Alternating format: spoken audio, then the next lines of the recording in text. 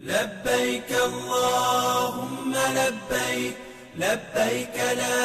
شريك لك لبيك إن الحمد والنعمة لك والملك لا شريك لك۔ جنت کے سوا اور کوئی بدلہ نہیں۔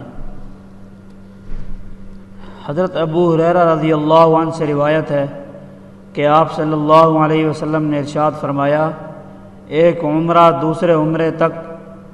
ان گناہوں کے لیے کفارہ ہے جو ان دنوں کے درمیان ہوئے، اور مقبول حج کا بدلہ جنت ہی ہے، یہودی ہو کر مرے یا عیسائی ہو کر۔ حضرت علی رضی اللہ عنہ فرماتے ہیں کہ آپ صلی اللہ علیہ وسلم نے ارشاد فرمایا، جو شخص زاد راہ اور ایسی سواری کا مالک ہو جو اسے بیت اللہ تک پہنچا دے اور پھر بھی وہ حج نہ کرے تو اس میں کوئی فرق نہیں کہ وہ یہودی ہو کر مرے یا عیسائی ہو کر،